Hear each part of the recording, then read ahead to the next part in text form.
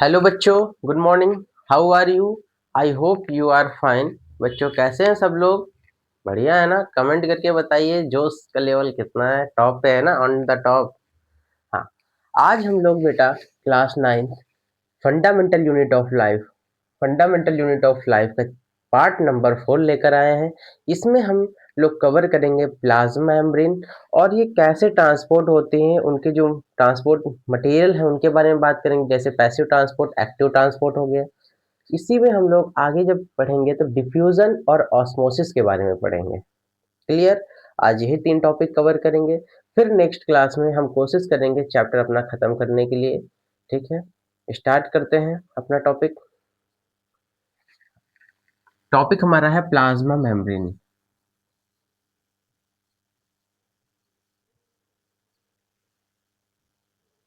Plasma membrane क्या है? Topic हमारा प्लाज्मा मेम्ब्रेन। प्लाज्मा मेम्ब्रेन क्या है? ये आउटर कवरिंग है सेल। प्लाज्मा मेम्ब्रेन क्या है? ये outer covering of outer most covering covering of the cell. ये क्या है? बाहरी लेयर है सेल की। फिर से सुनिएगा, ये क्या है? आउटर मोस्ट कवरिंग है सेल की। कौन? Plasma membrane. ये क्या करती है? Separate separate cell content from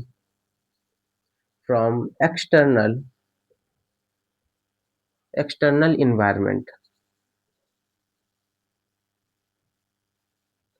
ये सेल कंटेंट को सेपरेट करती है एक्सटर्नल इन्वायरमेंट से। फिर से सुनिए, प्लाज्मा मेम्ब्रेन क्या है? ये आउटर मोस्ट कवरिंग है सेल की। ये बाहरी कवरिंग है सेल की, जो सेपरेट करती है सेल के कंटेंट को एक्सटर्नल इन्वायरमेंट से। फिर से सुनिएगा, प्लाज्मा मेम्ब्रेन क्या है? प्लाज्मा मेम्ब्रेन एक आउटर कवरिंग है सेल की, जो सेपरेट करती है सेल कंटेंट को from external environment. External environment से सेपरेट करती है। क्लियर हुआ? आई होप क्लियर हुआ होगा। ठीक है। और ये बेटा लिविंग होती है लिविंग होती है और फ्लेक्सिबल होती है। क्या होती? लिविंग और फ्लेक्सिबल होती है। लिविंग होती है और फ्लेक्सिबल होती है। Clear? Clear? I hope clear होगा। इसी को हम लोग बोलते हैं सेलेक्टिवली परमेबल मेम्ब्रेन। इसी को हम क्या बोलते हैं? Selectively permeable membrane. क्या बोलते हैं? सेलेक्टिवली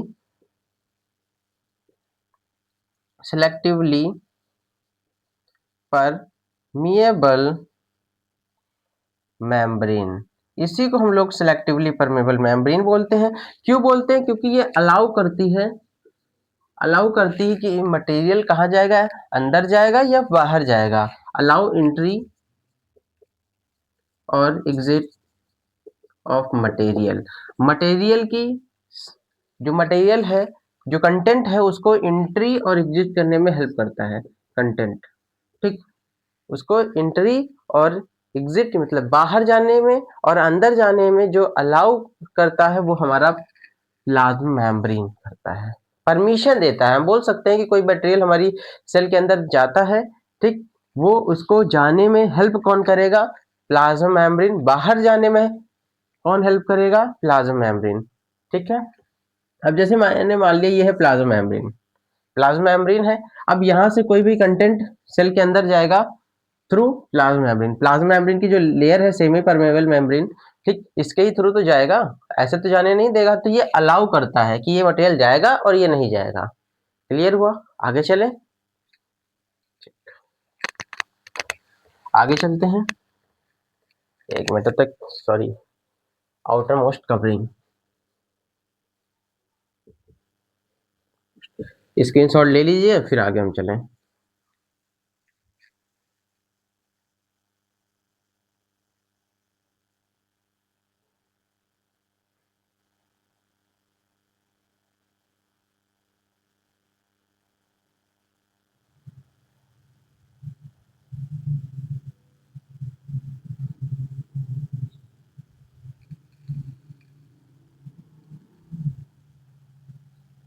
ठीक है, थोड़ा सा ये सही कर लीजिए, देन आगे बढ़ते हैं। ठीक है।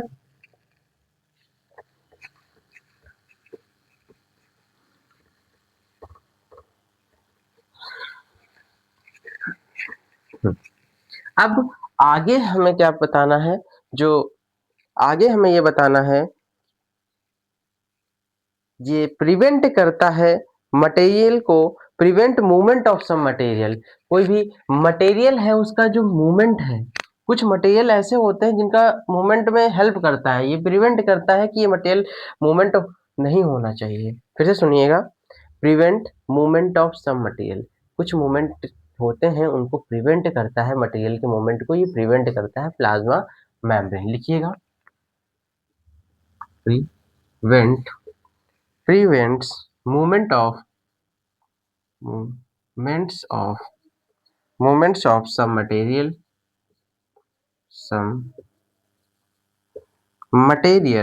ये क्या करता है, प्रिवेंट करता है मूवमेंट ऑफ मटेरियल को। कुछ मटेरियल ऐसे होते हैं जिनको ये प्रिवेंट करता है, प्लाज्मा मेम्ब्रेन प्रिवेंट करता है उनके मूवमेंट को।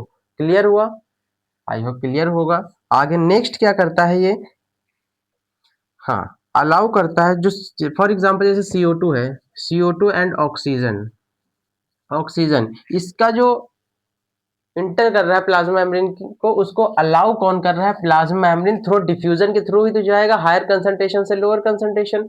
फिर से सुनिएगा, पूरा सेंटेंस लिखते हैं तब समझ में आएगा। Allow, allow diffusion, diffusion of substance, substance, substance like CO2 and O2। कुछ सब, हाँ, ये अलाउ करता है CO2 और O2 को सब्सटेंस के अंदर जाने में हेल्प करता है। CO2 तो बाहर जाता है, O2 इंटर करता है, किसके थ्रू, डिफ्यूजन के थ्रू, डिफ्यूजन के थ्रू ये वर्क होता है। क्लियर हुआ? आई होप क्लियर हुआ होगा। नेक्स्ट ये कहता है कि ये बना होता है, it is made up of, it is made up of lipid, it is made up of lipids and protein. ये किससे बना होता है, लिपिड और प्रोटीन से, लिपिड और प्रोटीन से। प्लाज्मा मेम्ब्रेन की अगर बात करें तो ये किससे बना होता है, लिपिड और प्रोटीन से, लिपिड, लिपिड और प्रोटीन से। क्लियर हुआ? फिर से सुनिएगा एक बार, मैंने क्या बताया, एक बार रिवीजन टाइप में सुन लीजिएगा, फिर हम आगे अपना बताएंगे कि इसमें जो मटेरियल ट्रांसपोर्ट हो रहा है वो कैसे हो रहा है।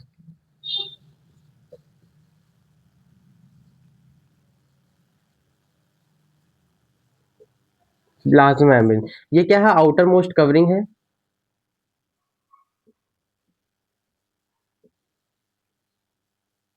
कवरिंग है सेल की।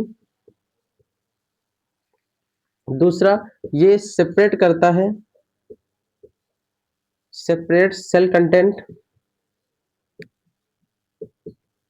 Content from,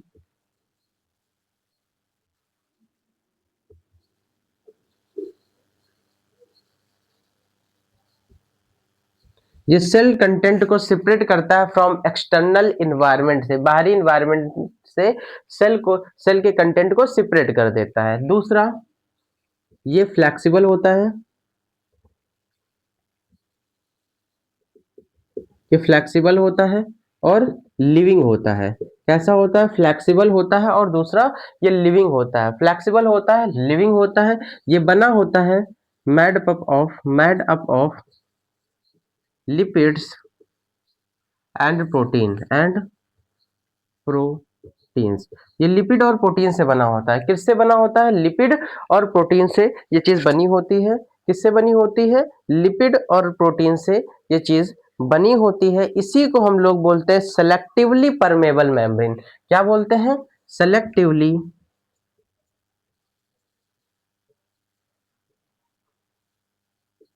selectively permeable membrane. क्या बोलते हैं, सेलेक्टिवली परमेबल मेम्ब्रेन बोलते हैं। ये किसी भी सब्सटेंस को परमिशन प्रोवाइड करता है कि ये इंटर करेगा और यह फिर बाहर जाएगा। अलाउ एंट्री और एग्जिट, किसी भी मटेरियल को इंटर या बाहर जाने में जो परमिशन प्रोवाइड करेगा वो प्लाज्मा मेम्ब्रेन करेगा। क्लियर हुआ? आई होप क्लियर हुआ होगा। हम नेक्स्ट टॉपिक आगे बढ़ते हैं। हमारा नेक्स्ट टॉपिक आता है passive transport and active transport. अब पैसिव ट्रांसपोर्ट और एक्टिव ट्रांसपोर्ट में यही बताया गया है, जो ये मॉलिक्यूल्स ट्रांसफर हो रहा है, ट्रांसपोर्ट हो रहा है, वो कैसे होंगे।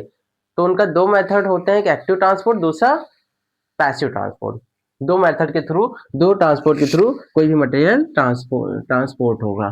क्लियर हुआ? आई होप क्लियर हुआ होगा।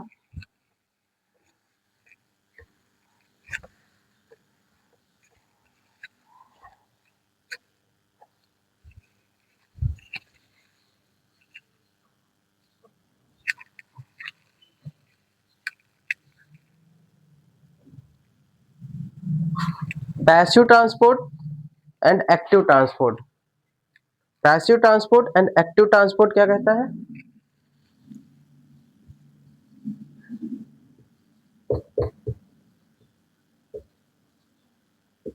ट्रांसपोर्ट और एक्टिव ट्रांसपोर्ट।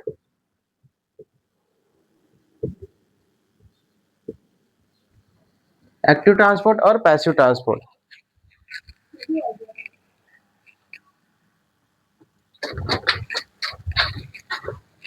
एक्टिव ट्रांसपोर्ट और पैसिव ट्रांसपोर्ट। एक्टिव ट्रांसपोर्ट में क्या होता है, किसी भी मूवमेंट होता है किसी भी मॉलिक्यूल्स का from higher concentration to lower concentration. Movement होता है, movement of molecules from higher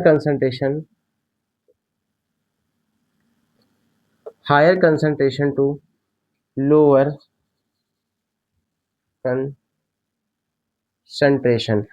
देखिए फिर से सुनिएगा, जब किसी भी मॉलिक्यूल्स का मूवमेंट होता है हायर कंसंट्रेशन से लोअर कंसंट्रेशन में, उसे ही हम क्या कहते हैं, पैसिव ट्रांसपोर्ट। जैसे कि मैंने मान लिया एक कोई पर्सन है, ये कोई इंसान है, उसके पास 10 रुपए हैं, ठीक, 10 रुपए से वो 1 रुपए पे आ जाता है, ठीक, ट्रांसफर हो जाता है, उसे हम कहेंगे पैसिव ट्रांसपोर्ट। ठीक, 10 रुपए से 1 रुपए तक जा रहा है, 10 रुपए से 1 तक जा रहा है, तो वो हो जाएगा पैसिव ट्रांसपोर्ट, हो जाएगा, क्योंकि हायर से वो लोअर जा रहा है, हायर से लोअर जा रहा है। इसी तरीके कोई भी मॉलिक्यूल्स है, कोई मॉलिक्यूल्स प्रेजेंट है मेम्ब्रेन में, ठीक, वो हायर से लोअर जा रहा है, उसे ही हम बोलेंगे पैसिव ट्रांसपोर्ट। क्या बोलेंगे? पैसिव ट्रांसपोर्ट बोलेंगे। क्लियर हुआ? क्लियर हुआ? एक बार आंखें बंद कीजिए और बोलिएगा, पैसिव ट्रांसपोर्ट क्या होता है? ये मूवमेंट होता है मॉलिक्यूल्स का from higher concentration to lower concentration. Higher concentration से लोअर कंसंट्रेशन से जो लोअर कंसंट्रेशन तक जो मॉलिक्यूल्स ट्रांसफर होता है, उसे ही हम क्या बोलते हैं? पैसिव ट्रांसपोर्ट बोलते हैं। अब हमारा एक्टिव ट्रांसपोर्ट में क्या होता है? इसमें movement of molecules from lower कंसन कंसन from lower concentration to higher concentration lower concentration से हायर कंसंट्रेशन में जब किसी भी सब्सटेंस का ट्रांसफर होगा, वो हमारा कहलाएगा एक्टिव ट्रांसपोर्ट। एक्टिव ट्रांसपोर्ट क्या कहलाएगा? Movement of substance from higher concentration to lower concentration. Sorry बेटा, सॉरी बाय मिस्टेक हायर निकल गया। ठीक, क्या होगा? एक्टिव ट्रांसपोर्ट में मूवमेंट होगा substance from lower concentration to higher concentration. मतलब कोई भी पर्सन है या इंडिविजुअल है, उसके पास 1 रुपए है, 1 रुपए से वो 10 रुपए में जाएगा, तो उसका क्या हो जाएगा? एक्टिव ट्रांसपोर्ट हो जाएगा। कैसे हो जाएगा? हायर कंसंट्रेशन से नहीं, लोअर कंसंट्रेशन से हायर कंसंट्रेशन में जाएगा तो एक्टिव ट्रांसपोर्ट होगा। और पैसिव ट्रांसपोर्ट क्या होगा? हायर कंसंट्रेशन से लोअर कंसंट्रेशन में जाएगा तो पैसिव ट्रांसपोर्ट हो जाएगा। एक्टिव ट्रांसपोर्ट क्या होगा? लोअर कंसंट्रेशन से हायर कंसंट्रेशन में जाएगा। मतलब 1 रुपए से 10 रुपए में जाएगा तो एक्टिव ट्रांसपोर्ट, और 10 रुपए से 1 रुपए में जाएगा तो हमारा पैसिव ट्रांसपोर्ट। क्लियर हुआ? आई होप क्लियर हो गया होगा। अगर बेटा कॉन्सेप्ट आपके क्लियर हैं, क्रिस्टल क्लियर हो रहे हैं, तो आप कमेंट करके जरूर बताइए, क्योंकि आपका एक कमेंट हम लोगों का जोश लेवल बढ़ा देता है। ठीक है, तो हमें भी लगता है बच्चों को समझ में आ रहा है और अच्छा कंटेंट दिया जाए, तो कमेंट जरूर कीजिएगा, लाइक कीजिएगा, सब्सक्राइब कीजिएगा, अपने दोस्तों को शेयर करके बताइएगा कि सर हैं यहाँ पे बहुत बढ़िया पढ़ा रहे हैं। आप आइए और पढ़िए और अपने एग्जाम में नंबर लेके आइए, एग्जाम को फोड़ दीजिए, अच्छे से चीर फाड़ कर दीजिए एग्जाम का, ठीक है। तो आप आइए और सारे चैप्टर के जो हम पढ़ाते चले जा रहे हैं उनको पढ़िए और नोट्स बनाइए। नोट्स बन गए, आपका सब क्लियर हो जाएगा। उन्हीं को बार बार मल्टीपल टाइम्स रिवीजन कीजिए, ठीक है। अब नेक्स्ट आता है कि इसमें कोई भी एनर्जी की रिक्वायरमेंट नहीं होती है। पैसिव ट्रांसपोर्ट में no energy is required, no,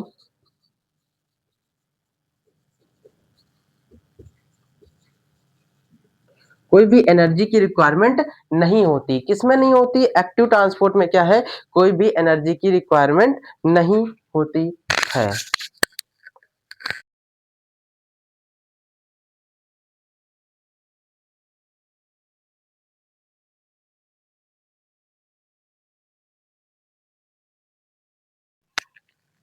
ठीक है, एक्टिव ट्रांसपोर्ट में no energy is required.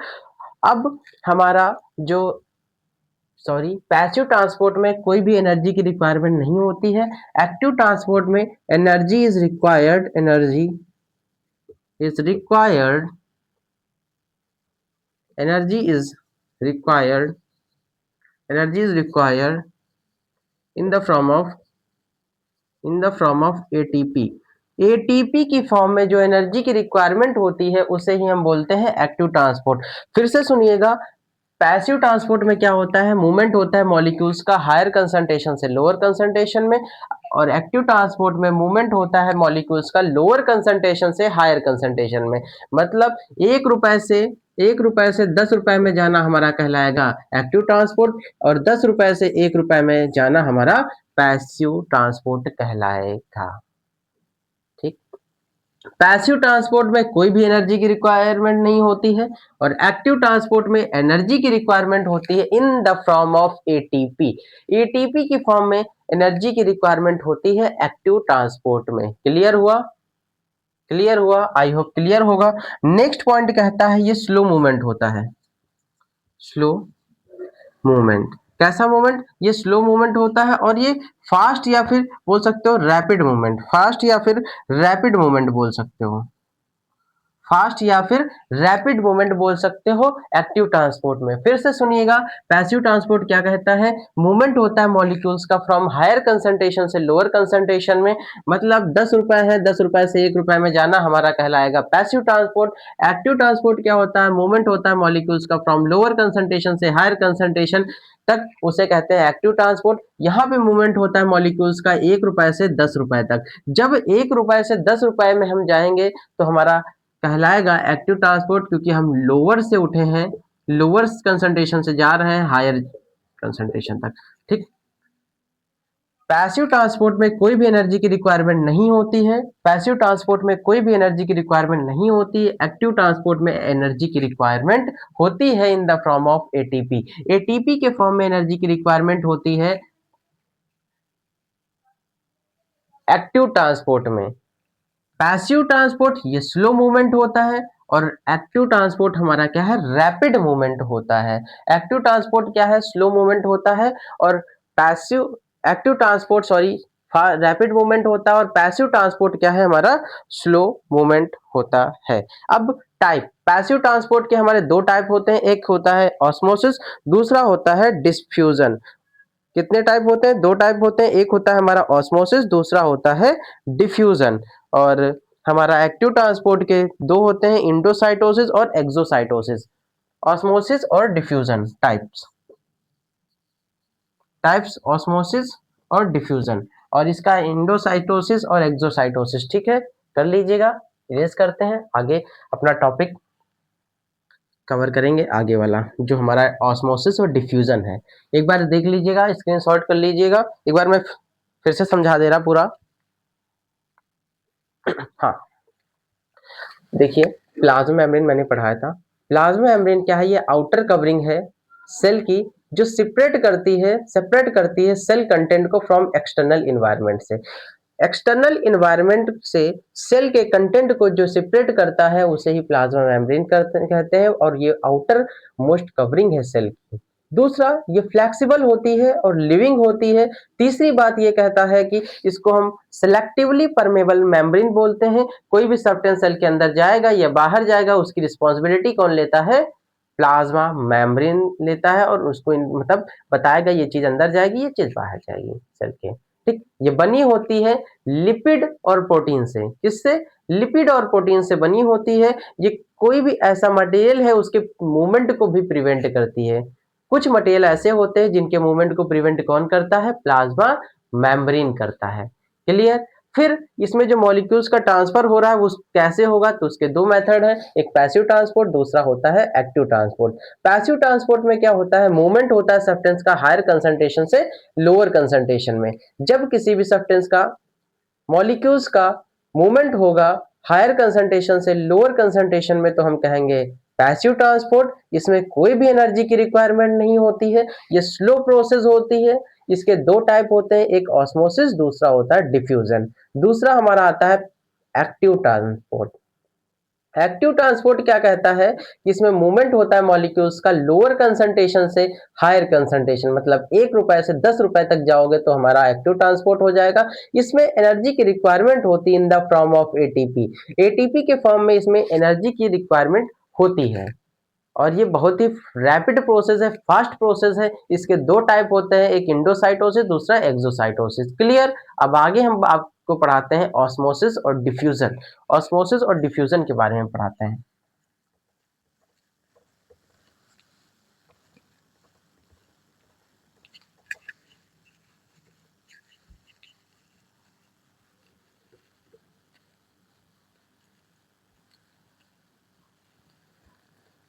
Osmosis और डिफ्यूजन के बारे में हम आपको पढ़ाते हैं। डिफ्यूजन, डिफ्यूजन क्या कहता है? मूवमेंट होता है मटेरियल का फ्रॉम हायर कंसंट्रेशन से लोअर कंसंट्रेशन में। ठीक है?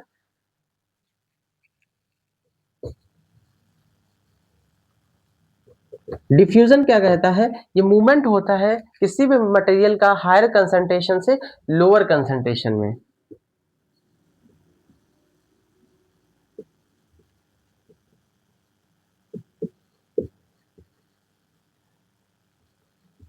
लोअर कंसंट्रेशन तक किसी भी मटेरियल का जो मूवमेंट हो रहा है हायर कंसंट्रेशन से लोअर कंसंट्रेशन में, उसे ही डिफ्यूजन हम बोलेंगे। एक बार इसकी डिफिनेशन सुन लीजिएगा। The process of movement of substance, solid, liquid और gas from region of higher concentration to the lower concentration so as a spread uniformly. ठीक, इसमें क्या हो रहा है? मूवमेंट हो रहा है किसी भी सब्सटेंस का हायर कंसंट्रेशन से लोअर कंसंट्रेशन में, उसे ही डिफ्यूजन कहते हैं। अब जो CO2 है एंड O2, इसका जो मूवमेंट होता है उसे वो, हाँ, मूवमेंट होता है अक्रॉस प्लाज्मा मेम्ब्रेन में थ्रू डिफ्यूजन। डिफ्यूजन के ही थ्रू CO2 एंड O2 का ट्रांसफर होता है। ठीक, थ्रू डिफ्यूजन। प्लाज्मा मेम्ब्रेन में जो डिफ्यूजन होता है CO2 और, नहीं सॉरी, प्लाज्मा मेम्ब्रेन में जो CO2 और O2 का ट्रांसमिट, मतलब अंदर जाना बाहर जाना, वो होता है थ्रू डिफ्यूजन के थ्रू। क्लियर है? ये प्रोसेस है जिसमें मूवमेंट होता है मटेरियल का हायर कंसंट्रेशन से लोअर कंसंट्रेशन में, उससे ही हम क्या बोलेंगे? डिफ्यूजन बोलेंगे। CO2 और O2 प्लाज्मा मेम्ब्रेन के अंदर या बाहर जाता है थ्रू डिफ्यूजन के। ठीक है? डिफ्यूजन के थ्रू अंदर बाहर जाता है। आई होप क्लियर हुआ होगा। अब नेक्स्ट पार्ट, मतलब सेकेंड टाइप है हमारा ऑस्मोसिस। बड़ा ही प्यारा टॉपिक है ऑस्मोसिस। बात दोनों की सेम ही कहते हैं, यहाँ पे हायर कंसंट्रेशन से लोअर कंसंट्रेशन दोनों में ही रहती है, लेकिन इसमें थोड़ा सा अंतर है। इसमें बात ये कह रहे हैं, जैसे कि ये क्या है? हमारी प्लाज्मा मेम्ब्रेन है। प्लाज्मा मेम्ब्रेन में कोई भी वाटर या फिर लिक्विड, कोई भी लिक्विड इंटर करेगा हायर कंसंट्रेशन से लोअर कंसंट्रेशन में, उसे ही हम कहेंगे ऑस्मोसिस। ऑस्मोसिस, ऑस्मोसिस क्या होता है सुनिएगा। The passage, the passage of water, the passage of water, the passage of water molecules across a semi permeable membrane permeable semi permeable membrane membrane from a solution from a solution with a high concentration high concentration high concentration to a solution of solution of a solution with a lower concentration concentration lower concentration. देखो बेटा फिर से सुनिएगा, osmosis क्या होता है? ये passage है of water molecules across semi permeable membrane from solution of higher concentration से लोअर कंसंट्रेशन में। जब लिक्विड का ट्रांसफर होता है हायर कंसंट्रेशन से लोअर कंसंट्रेशन में, उसे ही डिफ्यूजन कहते हैं। क्लियर हुआ? आई होप क्लियर हुआ होगा। इसके बेटा दो टाइप होते हैं, टू टाइप्स के होते हैं।